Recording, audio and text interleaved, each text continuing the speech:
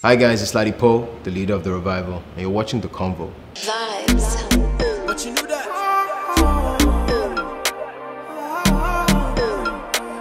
Hi Ladipoe, how you doing? Good, but you knew that. Good to have you here. Yeah, good to be here. So how do you feel about winning the Headies for the best collaboration in 2020? I feel really good about that. You know, it came at a time where in my private life, my home life, we're going through a lot, family-wise. You know, I think I said it at the Headies so people know that we had lost somebody very close. And it was great to win it at that moment because we all wanted something that we could celebrate. And big shout out to Simi, who featured on that song. She's a big part of why the song was as popular as it was. And I won it for the both of us. It was one of the best songs of 2020, I must say. Thank you very much. It's a personal favorite for me. It's a personal. Did you make a video? No. You didn't make a video. I did this year. You did this year? Yeah, okay. with my friends. So okay, cool. Still tag me in that video. Tag me in that video. Yeah, sure I will. Yeah. So your last project dropped in 2018. The last time you did your album was your last album.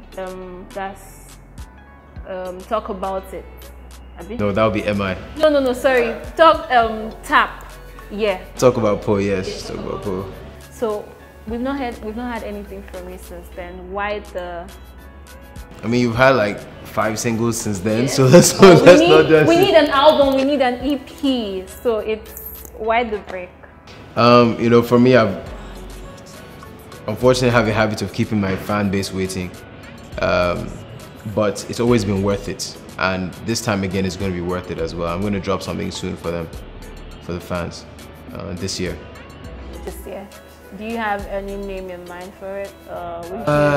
It's not going to be called Talk About Poe, not this one.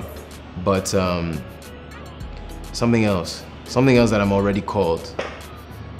So that's a hint. That's the biggest hint I can give, Boomplay. You're the only one that knows that. Fantastic. So what has changed between the time you released Talk About Poe and now? What has changed between them? Because I know it was a huge project. It was a fantastic one. So what has changed between that time and now? A lot has changed, you know. When I dropped Talk About Poe, I really wanted to introduce myself to the audience.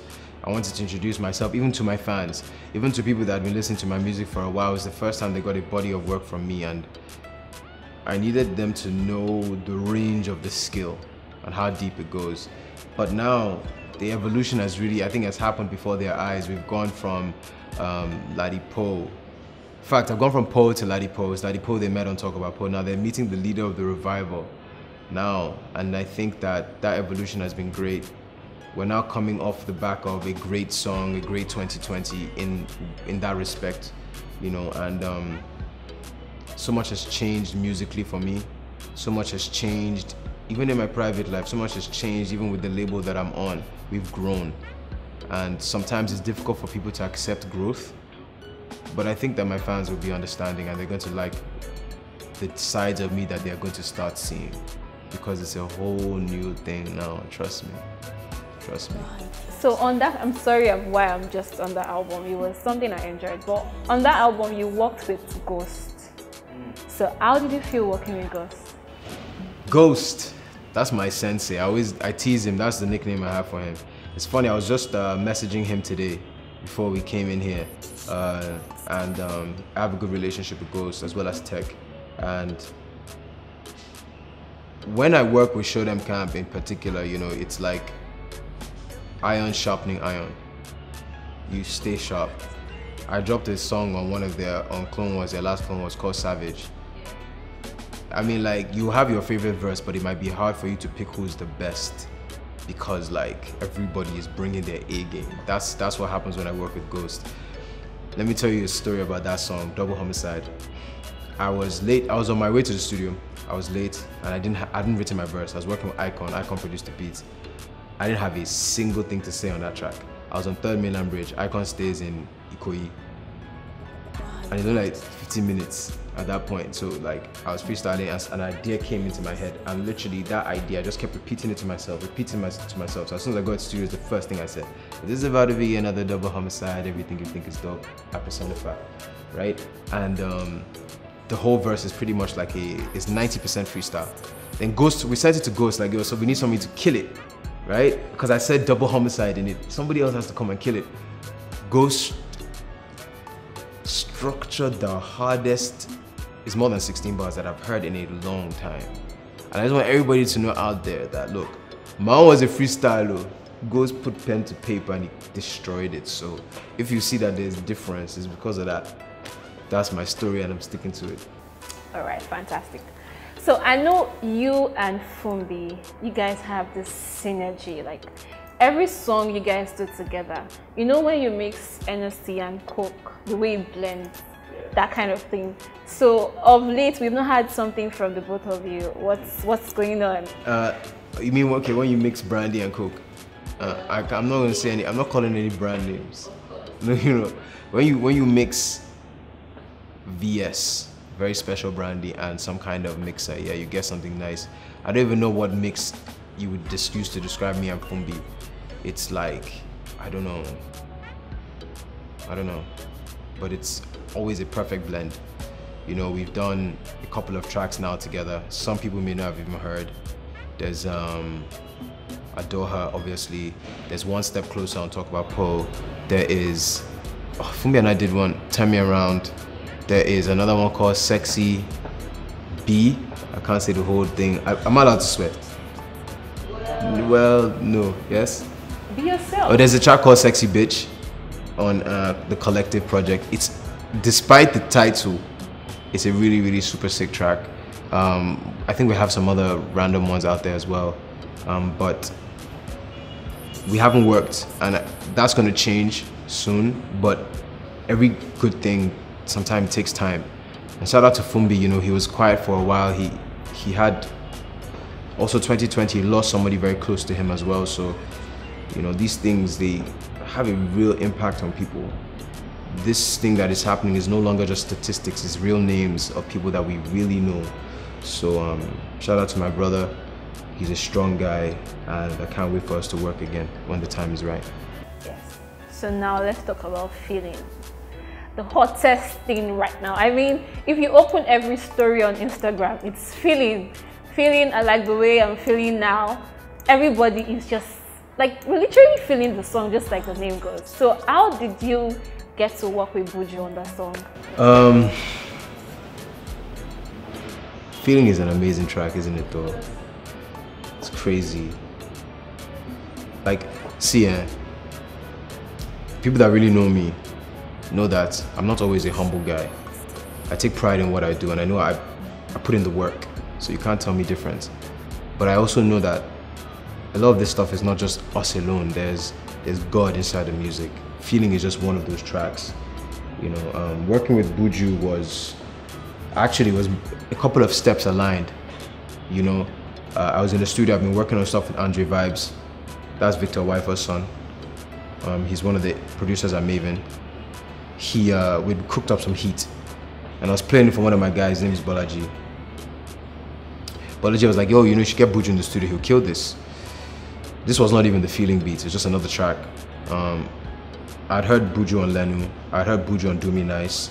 I'd heard Buju on another track. I can't remember the name now. So I think it's one of his older tracks. And I just thought his voice was nice. It's really great. And it had this kind of like, even though it's not obvious to people, like this confidence in his ability.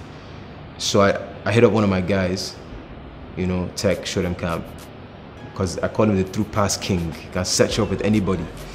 And yeah, we started, he put me in touch with Buju. The energy was pure. He came to the studio. We knocked out the first track. So yes, there's another Buju and Ladipoe track, just in case you didn't know. Okay, you heard it here first. Yeah, you heard it here first. And then I played him this other beat that I had already picked out with Andre Vibes, and he loved it, and he dropped, you know, one of the sickest hooks of the year. Probably going to be one of those songs that people will remember forever. You know, there's so many songs in Nigeria that you'll never forget. It doesn't matter how old you are, you'll feel it. I think this is one of those songs, and I'm very grateful that we did it again, because I can tell you right now, Boomplay, that when we did it last year, they said that some people, you know, they liked it, they were happy for me, but they didn't believe I'd do it again. We're here now, another #1 record. Okay, so you're saying we should be expecting another best collaboration of 2021. Another what? Best collaboration of 2021. Personally, I think it should be more than that. Okay. But more than anything, right? I mean, I've been put on this earth to release and create impactful and great things. And this is just an example of that. It's beyond me at this point, too. You know, so I'm just happy that we're here now. Okay, interesting. So you made, you know, Blackbones released this album, and then there's Bling with Buju. It's making the rounds, and you also have one song with Buju. You guys are basically in the conversation now. And there was a tweet you made mention of rap being relevant once again. So I would ask you, do you think you and Blackbones can make rap as relevant as it used to be back in the days? That's in Nigeria. It's funny that you asked that question about making rap relevant. I have a different perspective. You know, I think rap has always been relevant. I think what maybe people are believing or wanting to see is hip-hop music being relevant. And there are two different things, especially here. Hip-hop is the culture, it's the lifestyle, it's the music, it's a lot of things, not just a style of music. You know, rap is different. Rap is a way of expression. It's the way we express ourselves. Some artists express themselves through rap. Rap has always been relevant. From Killing Them to